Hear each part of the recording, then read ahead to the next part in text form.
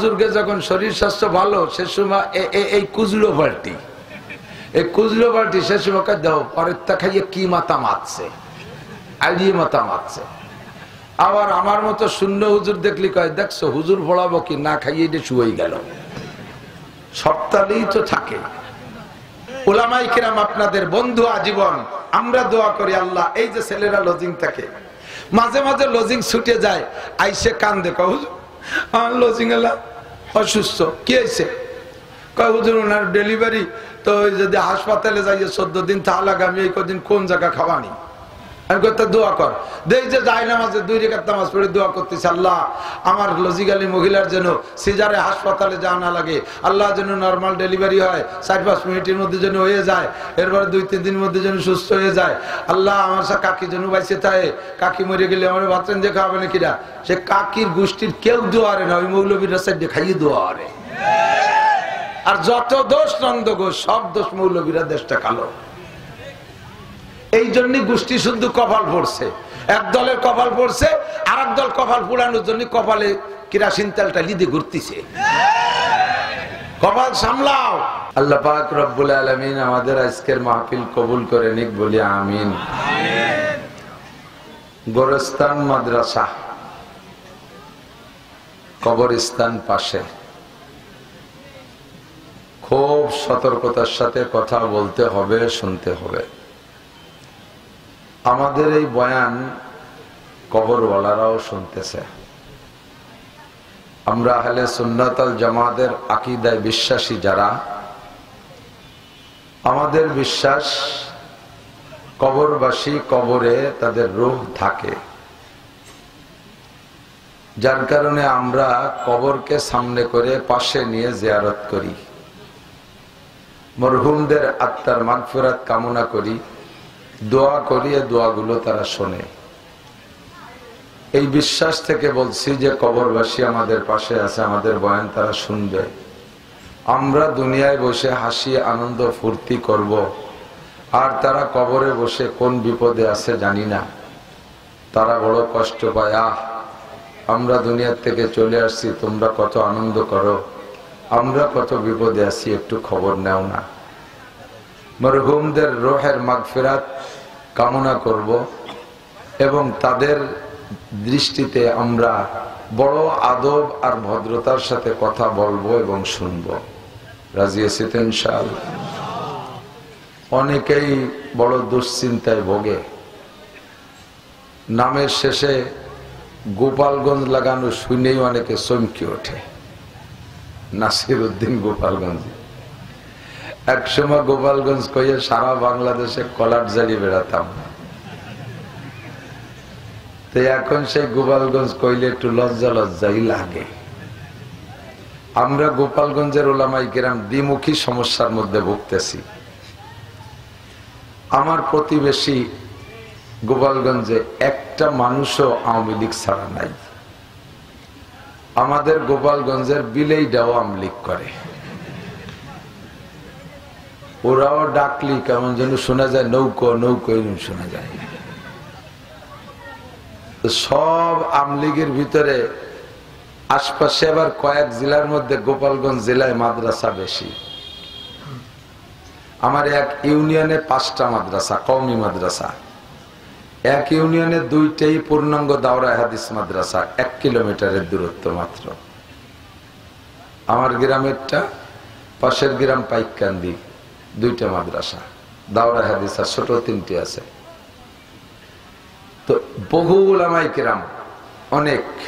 আমার গোষ্ঠীতেই 55 থেকে 60 জন হবে, মৌলানা থেকে নিয়ে ছাত্র পর্যন্ত মাদ্রাসা, কওমি মাদ্রাসার ছাত্র শিক্ষক, এমন করে সারা জেলা বইরে। তো আমরা বিপদে আছি। স্থানীয় সব আমলিগরা মনে করে সারা দেশের হুজুররা জোট করিয়া শেখ হাসিনারে নামাইছে, আমাকে হুজুররা কি সেই হুজুরের থেকে আলাদা নাকি? কাজেই এ হুজুররাও আমলিগ বিরোধী, মুষ্টি চাইলার বাস টাস যে আইনজা দেওয়া যেত সব বন্ধ।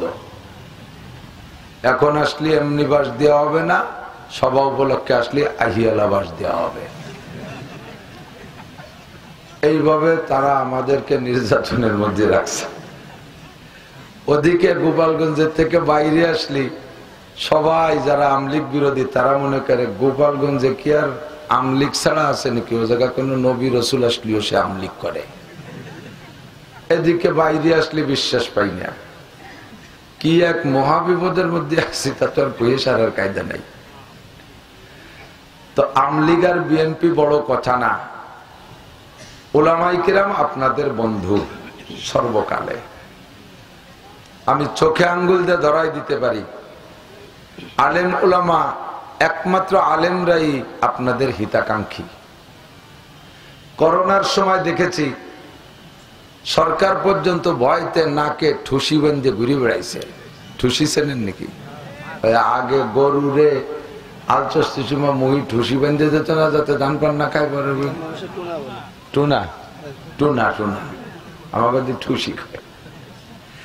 টুনা বানছে একেবারে প্রেসিডেন্ট থেকে নিয়ে চৌকিদার পর্যন্ত সরকারি যারা আছে বেসরকারি যারা আছে কেউ বানতি বাকি দেয় নাই।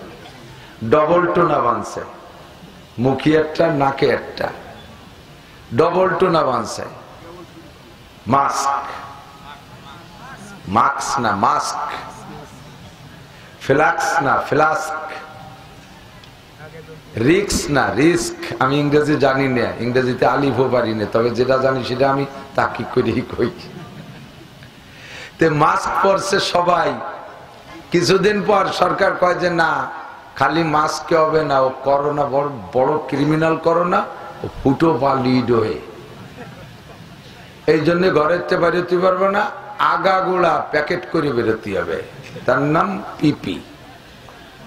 এই পিপি পরে বাড়িতে হবে প্লাস্টিকের জামা, ভিতরে আম সেদ্ধর মতো হয়ে গেছে।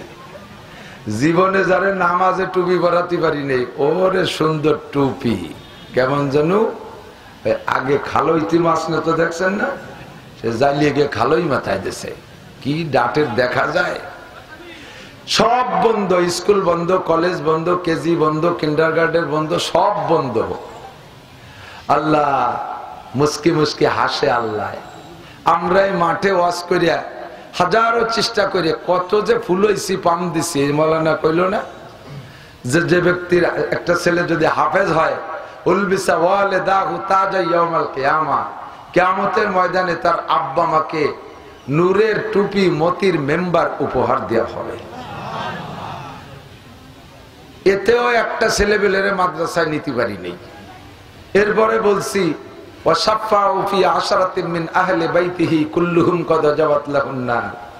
একজন হাফেজে কোরআনকে 10 খান করে সার্টিফিকেট টিকিট দেওয়া হবে, তোমার যাকে খুশি তাকে দিয়ে ভেস্তে নিয়ে যাও।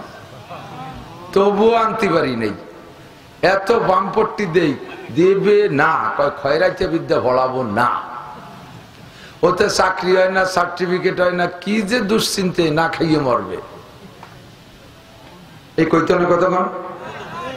আবার হুজুরকে যখন শরীর স্বাস্থ্য ভালো, সে সময় এই কুজলো পার্টি, এই কুজলো পার্টি সে সময় দাও পরের তা খাইয়ে কি মাথা মারছে, আইডিয়ে মাথা মারছে। আবার আমার মতো শূন্য হুজুর দেখলি কয় দেখছো হুজুর পড়াবো কি না খাইয়ে এটা শুয়ে গেল। সপ্তাহেই তো থাকে। এই কইয়া মাদ্রাসায় ছাত্র দেই নেই, আন্তিমতে পারি না। আল্লাহ পাক রব্বুল আলামিন করোনার একে ধাক্কায় মাদ্রাসা ভরি ফেলাইছে।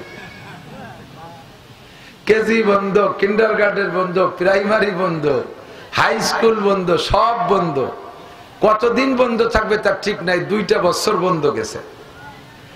আর একটা বছর যদি বন্ধ হতাম তাহলে স্কুল কলেজে ছাত্রই থাকতো না। ছোট ছোট পোলাপান বাড়ি থেকে স্কুলে গেলি তো যায়, স্কুলে যদি না যায় বাড়ি ছাড়া তো বাইরে যায় না।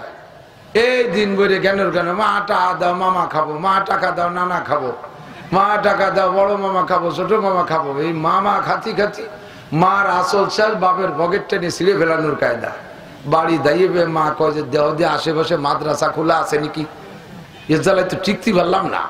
সে ডিম চুরিয়ে মুরগি সহ বেশি ফেলাই দিয়েছে। মাদ্রাসাগুলো ওই সময় আমরা খোলা রাখছি, সামনের দরজা বন্ধ, পিছনের দরজা খুলিয়া এই সব ছাত্র দিয়ে মাদ্রাসা ভরপুর। আল্লাহর রহমত, আল্লাহ মুস্কি মুস্কি হাসে আর কয়, মৌলভী তুই আনতে পারিস না, ছাত্র দেখ একে ধাক্কায় অদৃশ্য বোমাই দিয়ে মাদ্রাসা ভরিয়ে ফেলেছে, গড় বানাইছে আর সুতি দিবি গনে দেখ। আল্লাহর এমন কুদরত। বলছি সে সময়, এখনো বলি, করোনা নামক কিচ্ছু না, একেবারে ব্লাং একটা ফালতু ঘোষণা দিয়া লক্ষ লক্ষ কোটি কোটি টাকা পশ্চিমারা এই পিপি বেচে, মাস্ক বেচে আর টিকার নাম দিয়ে মুসলমানদের, দুনিয়ার মানুষের কাছ থেকে হাতাই নেওয়ার একটা ক্রিমিনালি চাল, আর কিচ্ছু না। আমাদের মাদ্রাসায় জায়গা কম, ছাত্র বেশি, শুয়াই কিভাবে তা তো জানেন না। ইলিশ পাইলিং এই ঠ্যাঙের মধ্যে ভাও বইরে দিয়া কাট কাট করে শোয়াই, একটার নাকের নিঃশেষ বারোই, আর একটার নাক দিয়ে বিয়ে পিছন দিয়ে বার হয়ে যায়, তবুও একটা আলেম তালবি আলিমের করোনা হয়নি। সারা বাংলাদেশে আমি ঘুরে আসছি, একজন আলেম তালবি আলিম করোনা হয়নি। এই মুখের থেকে মুখে যায়। আমরা তো সে সময় মাহফিল করছি, আরে 1000 বক্তার সাথে কি বাংলাদেশে মাহফিল করি নেই? একজন বক্তার কি করোনা নাই? আমার আগে 3 জনে ওয়াজ করে চলে গেছে, তাকে করোনা মাইক্রোফোনের মধ্যে থুয়ে গেছে। আমি যে ফিরে বার নাক দিয়ে টাইম দিয়ে তাই 100টা নিয়ে নিছি, আমার চলো না। আমরা সে সময় দোয়া করছি, আল্লাহ কেউ দোয়া করেন নাই, সবাই মাস্ক পরে রাত্রে ঘুমায় রয়েছেন, দরজা বন্ধ করে ঘুমায় রয়েছেন, সবাই কু আনফুসাকুম, যার যার চিন্তা সেই করছেন। আর সেই সময় উলামায়ে কিরাম, রব্বুল আলামিন, দেশে গুন্ড বেড়ে যাবে, মূর্খতা বেড়ে যাবে, অশিক্ষিত বেড়ে যাবে, গাঁজাখোর বেড়ে যাবে, ইয়াবাখোর বেড়ে যাবে, সন্ত্রাস বেড়ে যাবে, ইফতিজার বেড়ে যাবে, লুচ্চ বেড়ে যাবে, স্কুল কলেজ সব বন্ধ। মেহেরবান আল্লাহ, তুমি তাড়াতাড়ি স্কুল কলেজ খোলার ব্যবস্থা করে দাও, শিক্ষার্থীদের তাদের শিক্ষালয় বিদ্যালয়ে যাওয়ার ব্যবস্থা করে দাও। এমন দোয়া কেউ করেন নাই, সবাই শুধু মাস্ক পরে ভয়তে ভয়তে ঘুরছেন। আর মাস্টাররা তো খুশিতে বাগবাগ, বেতন তো এমনি আসতে তালে রয়েছে, ফাঁকে অন্য কাজ করে ডবল ইনকাম করিয়ে নিয়েছে। আল্লাহ যেন 10টা বছর বন্ধ থাকে, যাতে খেত খামার করি খাতি পারি। আমরাই দোয়া করছি সে সময়। কতক্ষণ উলামায়ে কিরাম আপনাদের বন্ধু আজীবন, আমরা দোয়া করি আল্লাহ, এই যে ছেলেরা লজিং থাকে, মাঝে মাঝে লজিং ছুটে যায়, আইসে কান্দে, কয় লজিং এলা অসুস্থ, কি হয়েছে? কয় হুজুর ওনার ডেলিভারি, তো যদি হাসপাতালে যাই 14 দিন তাহলে আমি এই কদিন কোন জায়গা খাওয়ানি। আমি কইতে দোয়া কর, দেই যে যাই নামাজে 2 রাকাত নামাজ পড়ে দোয়া করতেছি, আল্লাহ আমার লজিক্যালি মহিলার যেন সিজারে হাসপাতালে যাওয়া না লাগে, আল্লাহ যেন নর্মাল ডেলিভারি হয়, 4-5 মিনিটের মধ্যে যেন হয়ে যায়, এরপরে 2-3 দিনের মধ্যে যেন সুস্থ হয়ে যায়। আল্লাহ আমার সাথে কাকি যেন বাইসে থাকে, কাকি মরে গেলে আমার বাচ্চা যে খাওয়াবে না কিরা, সে কাকির গোষ্ঠীর কেউ দোয়ারে না, ওই মৌলবীর সাইডে খাইয়ে দোয়ারে। আর যত দোষ নন্দ ঘোষ, সব দোষ মৌলবীরা, দেশটা কালো। এই জন্য গোষ্ঠী শুদ্ধ কপাল পড়ছে, এক দলের কপাল পড়ছে, আর এক দল কপাল পুরানোর জন্য কপালে কেরাসিন তেলটা লিদে ঘুরতেছে। কপাল সামলাও, আল্লাহ যদি ধরে, ইন্না বাচ্চা রব্বিকা লাশাদীদ, রবের ধরা বড় কঠিন, ক্ষমতার উৎস জনগণ না আল্লাহ। খুব বুঝে শুনে বলবেন, আমি কখনো রাজনীতি করি না, এবং আমি বলে কয়ে নেই ওয়াজের মাঠটা রাজনীতির মাঠ না। একটাই জায়গা সর্বদলীয় মানুষ আছে, খালি কি বিএনপি জামাত আর সরমুনের হুজুরির দলের লোক আইছেন? এর মধ্যে আমলিগের লোক আছে না? আছে কিনা? অবশ্যই আছে। আমলিগ, বিএনপি, জামাত, জাতীয় পার্টি, বাংলাদেশের ছোট দল, বড় দল, ক্ষুদে দল, ধর্মীয় দল, বিধর্মীয় দল, সব আছে এর ভিতরে। ৮৮ চন্দ্রপাড়া, মানিকগঞ্জ, সুরেশ্বর, ভোজেশ্বর, ইনায়তপুর, বাহাদুরপুর, ফরিদপুর, মাদারীপুর, শরীয়তপুর, পুর যা আছে সব এর মধ্যে আছে। মিলাই দিয়ে কিয়ামিয়ে সব এর মধ্যে আছে, আহলে হাদিস, গায়ের মুখে সবই এর ভিতরে আছে। কাজে আমি কোন দলের রস করবো আর এক দলের গায়ে লাগে, মানে তারা কষ্ট পাবে, এই জন্য আমি কোনো দল টেনে, বিশেষ করে রাজনীতি ওয়াজ আমি করি না। এটা রাজনীতি মন যেদিন পাবো সেদিন দরকার হয় জায়গায় জায়গা গেটি ধরে নামানোর দরকার, নামাবো, পরে সাথে আমিও নেমে যাবো। আমি ওর মধ্যে নাই। আমি সকলের পর্যবেক্ষণ করি, আমার শ্রোতাদের কোয়ালিটি কি, সেইভাবে আমি কথা বলার চেষ্টা করি। আল্লাহ পাক রব্বুল আলামিন এই মাঠ থেকে আমাদের হিদায়াত নেওয়ার তৌফিক দান করে, বলেন আমিন। উলামায়ে কিরাম সম্পর্কে কখনো কটূক্তি করবেন না, আকীদা তৈরি করেন আগে। এদিক যুবকরা যারা দাঁড়িয়ে আছেন, হযরত আব্বাস রাদিয়াল্লাহু তাআলা আনহুর সাথে জান্নাতে যদি যেতে হয়, যাইতে চান, তাহলে একটু বসে পড়বেন। হুজুরের চাচা আব্বাস জান্নাতি, উনার সাথে জান্নাতে যেতে পারবেন। হুজুর বয়ান করতেছেন, পাশ দিয়ে লোক বসা, দাঁড়ানো, একটু আগেও কই আসছে এক জায়গায়, হুজুর বসা, সাহাবায়ে কিরাম বসা, পাশ দিয়ে কিছু লোক দাঁড়ানো। এই কিছু দাঁড়ানো কিছু বসা হুজুরের একটু বিরক্ত লাগতেছে। এই বিরক্ত লাগার কারণে হুজুর বলতে, ইজলিসু আলা মাকানিকুম, যে যেখানে আছো বসো। বলার সাথে সাথে সব সাহাবা বস, যারা দাঁড়ানো ছিল সব বসে গেছে। বয়ানের শেষে হুজুর মসজিদ থেকে বেরোয় দেখে বাইরে একজন বুড়ো মানুষ রুমাল মুড়ি দিয়ে বসা। কাছে যে সালাম দেখায়, আসসালামু আলাইকুম, মান আনতা ইয়া শাইখ, মুরব্বি আপনি কে? তো মুরব্বি মাথার কাপড় সরায় সালামের উত্তর দিয়ে কয়, ইয়া রাসূলুল্লাহ, ওয়া আলাইকুস সালাম ইয়া রাসূলুল্লাহ, আনা আম্মুকা আব্বাস, ভাতিজা আমি তোমার চাচা আব্বাস বসে আছি। হুজুর বললেন, চাচা আমি মসজিদের মধ্যে ওয়াজ করতেছি, আপনি জানেন না? আপনি বাইরে বসে রয়েছেন, ভিতরে গেলে তো ওয়াজ শুনতে পারতেন। ভাতিজা আমি বাড়ির থেকে তোমার ওয়াজের খবর শুনেই বেরোয় আসছি। তা আসতে আসতে এই পর্যন্ত যখন আসছি, তখন বাড়ি থেকে বেরোইছি তো তোমার ওয়াজ খালি শুনবো আর বিনোদন আনন্দ নেব, স্বাদ নেবো, এজন্য না। আমি তো ওয়াজ শুনি শুনবো আর মানবো আর আমল করবো এই উদ্দেশ্যে, এই জন্য আমরা ওয়াজ শুনি। তো এ পর্যন্ত আসলে তোমার একটা ওয়াজ আমার কানে ভেসে আসলো, সেই ওয়াজটার আমল এখানে করছি। সে ওয়াজটা কি? এখানে যখন আসছি আমি তো হেঁটে ভিতরে যাচ্ছিলাম, এ পর্যন্ত আসলে তুমি একটা কথা বললো, যে যেখানে আসো বসে পড়ো, তোমার এটা একটা ওয়াজ, ওই ওয়াজটা আমার কানে আসছে, এখানে থাকা অবস্থায় সাথে সাথে আমি বসে পড়ছি। আমাকে আমি বললাম, আব্বাস তুমি তো মসজিদে যাবে এই নবীর বয়ান শুনতে, আর বয়ান শুনবা তো আমল করার জন্য, কাজেই যে ওয়াজটা তোমার কানে আগে আসছে এইটার পর আগে আমল করে ফেলো। এই জন্য হুজুর আমি এই জায়গায় বসে পড়ছি, আর একটু আগাই দিই। আল্লাহু আকবার। হুজুর জড়াই ধরে মুখে চুমু খেয়ে বললেন, এই জন্যই তো আপনার আমার সাহাবা। আমি ঘোষণা দিয়ে দিলাম, মান তাশাব্বাহা বিকওমিন ফাহুয়া মিনহুম, যার সাথে যার মিল হবে তার সাথে তার হাসর হবে, যার সাথে যার মিল হবে তার সাথে তার হাসর হবে। হুজুরের চাচা আব্বাস জান্নাতি, তো আমার আব্বাসের সাথে যাদের মিল হবে, এরকম উলামায়ে কিরাম বসতে বলবে, বলার সাথে সাথে যারা বসে বলবে আমার আব্বাসের সাথে তারা জান্নাতি। সুবহানাল্লাহ পর্যন্ত শেষ না বসতে হবে? হুজুর বলেন, এই যে কয়জন আবার এটি চলে যাচ্ছে, এই কেন্য চেনেন? কেন্য এই রেলগাড়ির মতো চিকন চিকন লম্বা, অনেক ঘন পাও, বিড় বিড় করে লাল লাল পোকা হাঁটে, দেখছেন না? ও তো কেল্লে কেল্লে, এ তো এর গতিতেই হাঁটে না, ও তো খুব স্লো হাঁটে, ও তো আর উল্লামা জেলি তো খুব দড়ি দড়ি ওরে না।